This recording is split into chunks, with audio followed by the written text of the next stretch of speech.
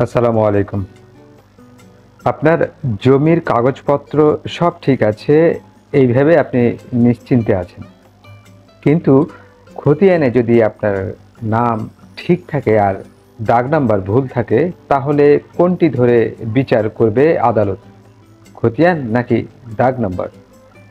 এই ভিডিওটি দেখার পর আপনি নিজেই বুঝে যাবেন আসলে কোনটি বেশি গুরুত্বপূর্ণ। প্রথমেই আসি, খতিয়ান কি?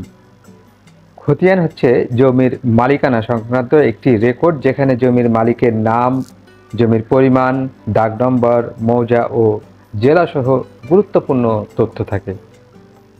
আর দাগ নাম্বার হচ্ছে জমির অবস্থান চিহ্নিত করার জন্য ব্যবহৃত নির্দিষ্ট নাম্বার।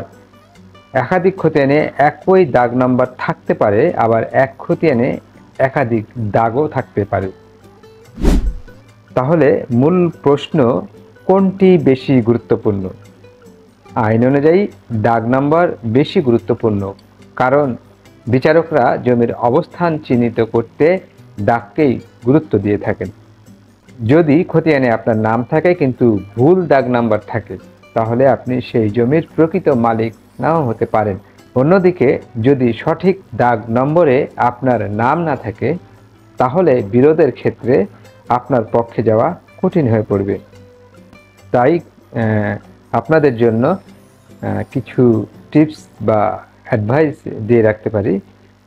আপনারা আপনার খতিয়ান আর দাগ নম্বর দুইটা মিলিয়ে দেখুন। খতিয়ান যাচাই করুন পর্চা ও ম্যাপ দেখে। প্রয়োজনে ভূমি অফিসে গিয়ে CSSARS খতিয়ানটি তুলুন। ভিডিওটি ভালো লাগলে আপনার মতো যাদের জমির দলিল আছে কিন্তু যাচাই করেননি, তাদের জন্য অত্যন্ত জরুরি। তাই চ্যানেলটিকে সাবস্ক্রাইব করুন এবং কমেন্টে জানান খতিয়ান আর দাগ নম্বর মিলছে কিনা। ধন্যবাদ।